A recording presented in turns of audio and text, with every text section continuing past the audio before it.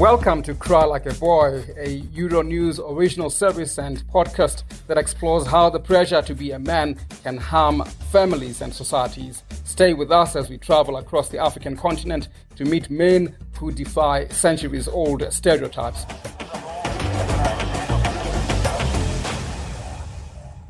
I am Khoposo Budibe with you from Johannesburg in South Africa. In this follow-up conversation with our European gender expert Hilde van der Skook and Burundi-based activist Grace Francoise Nibizi, we will continue exploring the Abba Tanga, a community group in Burundi comprising of men who are carrying out a revolution against gender-based violence through theatre, changing established views and mentalities, and fighting against domestic violence.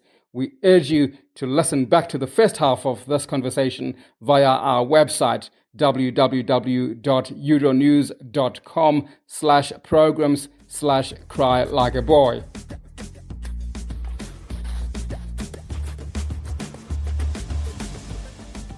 Now, there is a growing school of thought that the attainment of gender equality requires the engagement of men and boys, the main perpetrators of gender injustice and upholders of patriarchal norms, as I have alluded to earlier. What is your view on this, and how can the involvement of men and boys, as we've seen with the Abba Tanga, be scaled up? I'll actually pose this question to you first, Grace Francoise. In the past year, we have realized that all activities we've been doing, we never really engaged with men and boys. It's like we were just talking among us, among women. We are trying to do something to empower women and girls so that they can at least be empowered, financially and socially. But it's very important to even educate boys and women and men, because sometimes what they're doing is what they have been learned. That's how they grew up.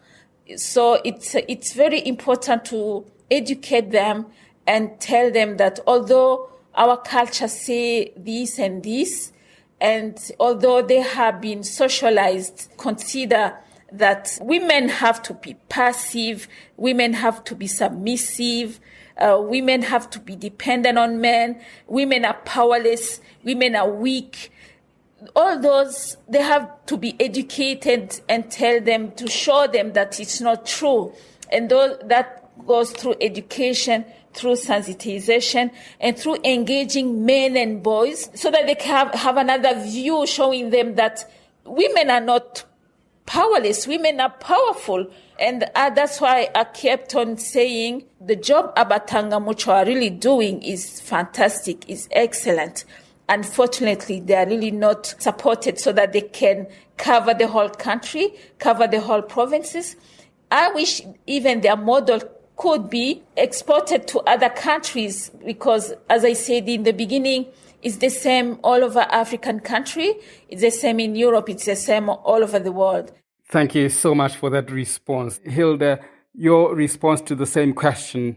So in terms of engaging boys and men, yes, I do think that's a crucial aspect of achieving gender justice, because indeed we need systematic change. Like any systematic change needs to involve the whole community, and the whole community consists of men, women, girls, boys, and women or people who don't identify as either gender. And to achieve gender justice needs to be a community effort involving everyone. And certainly, to have programs and campaigns that particularly talk to men and boys to challenge them, but also to take their challenges seriously, because it's not like, as this Cry Like a Boy series is showing us as well, like masculinity is harmful not just to women. It's toxic masculinity is harmful to boys and men as well. I'll give an example. The Norwegian police had this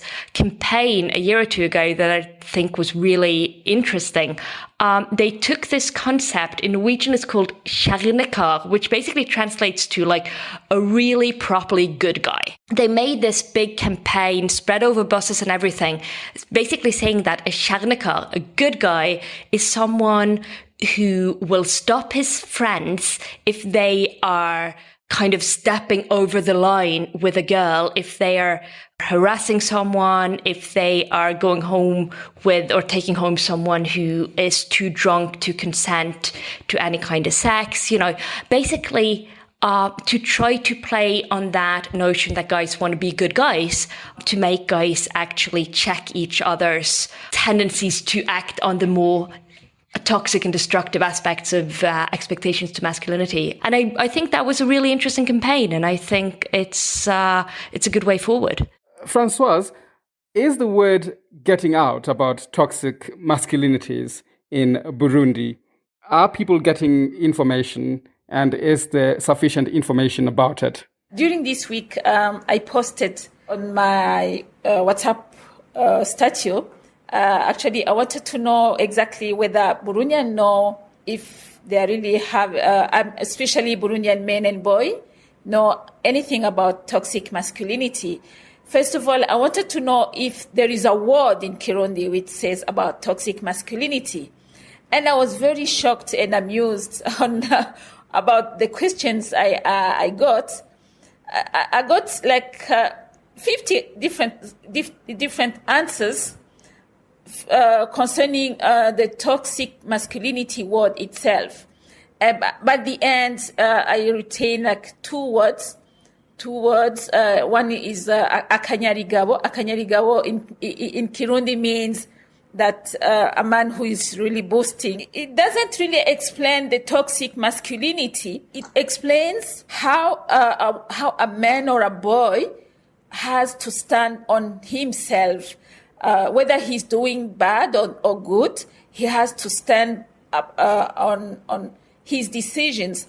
And that showed me that the toxic masculinity is not really in their minds, in their head and heart, and which means it's something which has to be really talked about more. Educate men and boys. Actually, the whole community need to be educated so that they can see that toxic masculinity is really very bad.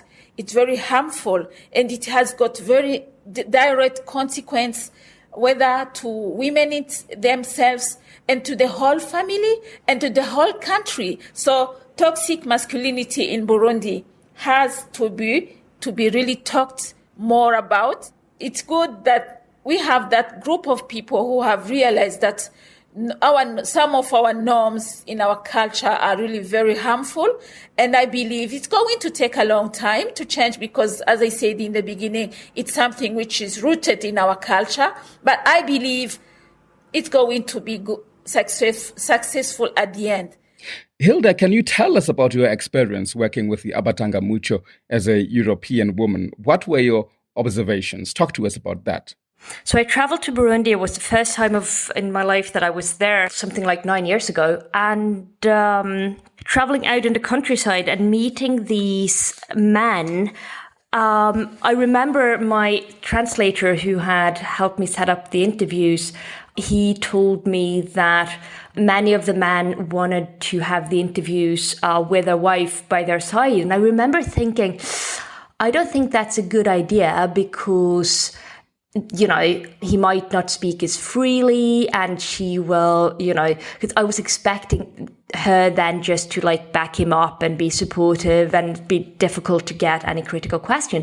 What I did get was this really, really interesting dynamic where these men would talk sometimes with a bit of humor and also always with loads of kind of regret and self-reflection about the way they had mistreated their wife who was sitting next to them. And she would be kind of supplementing his narrative and correcting him, which he would just completely accept. And I realized that this was really not just a story about the man's change, but a story also about the woman's change and the couple's change and the change of a whole family from one that was dominated by a very toxic type of masculinity to one where the man would, start to accept that he should listen to his wife,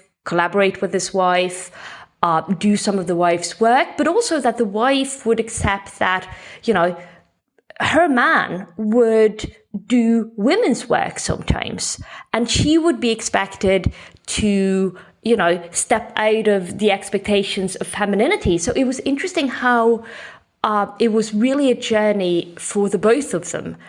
That was one of my kind of main observations, how interesting that was, and how that had kind of like brought the family closer together. And another thing was just the passion that these men had for, spreading the word and convincing, through art, theater, just like discussions, to convince the other men in their communities that, they needed to make these changes as well in order to be happy. Not just because it was right, not just because there was some kind of like moral imperative, but, because it was good for them, because it was good for the community, because they would feel better, they would do better by stepping out of that toxic masculinity. And that was fascinating to me. And I'm thrilled now, because it's been a while since I did this research, and I've been thrilled to listen to the podcasts that you guys have been doing and to see that the movement is still thriving, and to see many of the men that I met, to see that how sustainable it has proven to be, I think is fantastic. Hilde, how do you see the next steps for the status of women in the world? Are you pessimistic? Are you optimistic? And why, if you're pessimistic or optimistic? I must say I'm fundamentally an optimist, but I do think that humanity is moving forward, even when it looks like we're moving backwards. If you take a step back and look at the bigger picture, we are progressing. It's getting better. In Europe and the US, like in Western countries, the Me Too movement, I think, was a watershed. And it showed how there was, like, even in a country like Norway, where we do tend to get a little complacent and think that, well, we've achieved gender justice, we're good, we're so equal. There was this conversation to be had about the really, really toxic, hidden impacts of gender roles and gender expectations and gender hierarchy in the workplace, in cultural life, so on and so forth.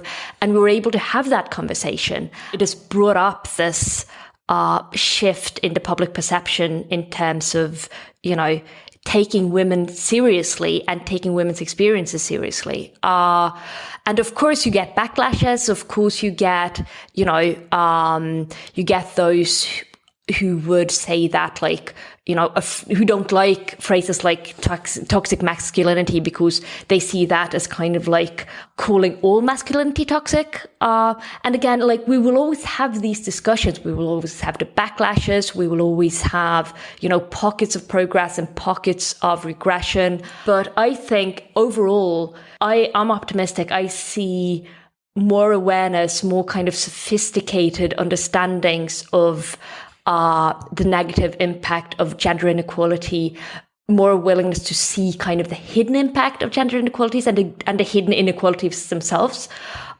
So yeah, we'll go up and down, back and forth, backlashes, progress, but in the grand scheme of things, I'm an optimist. Can I ask that same question of you as well, Françoise? Yeah, of course, I'm optimistic. I'm very hopeful. Because I can see what Abba Tanga Mocha are doing.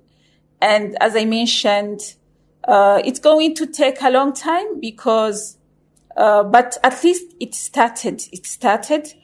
And what Abba Tanga Mocha trying to do is to change the way of living. And changing a way of living of a community, it can't just happen in 1 year or 2 years. So I'm very hopeful that at the end, even though it's going to take a long time, it's going to happen. And for the moment, I even know that not all men that change their ways after being at or receiving messages or testimonies from Abba Tanga Mucho change. I know it's a long process. in order to be an umutangamucho, a man has to show various commitments and expose himself as somebody who can be a peer. So it's a long process, and abatangamucho principles and values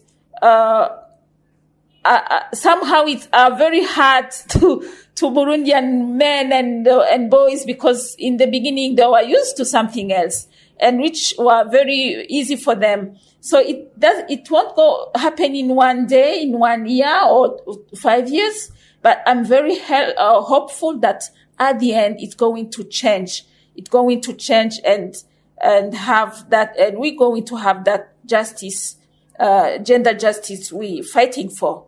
Thank you.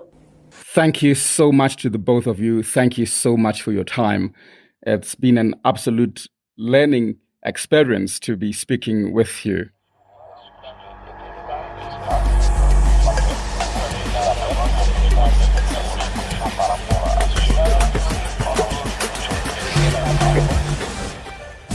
This show has been produced with me, Khopotso Budibe, Clarice Shaka in Burundi, Marta Rodriguez Martinez, Lilo Montalto, Monella, and Naira Davlashian in Lyon. Special thanks go to Lori Martinez and Studio Ochenta for helping us produce this podcast under special conditions. I would like to thank our guests Grace Francoise Nibizi and Hilde Osland van der Skook. For more information on Cry Like a Boy, a Euronews original series and podcast, go to euronews.com/crylikeaboy to find opinion pieces, videos and articles on the topic. Follow us on Twitter. @Euronews is our Twitter handle, and we are euronews.tv on Instagram. Also share with us your own stories of how you changed and challenged your view on what it means to be a man. Use #CryLikeABoy. If you're a French speaker, this podcast is also available in French. Dans la tête des hommes is the name of the podcast series.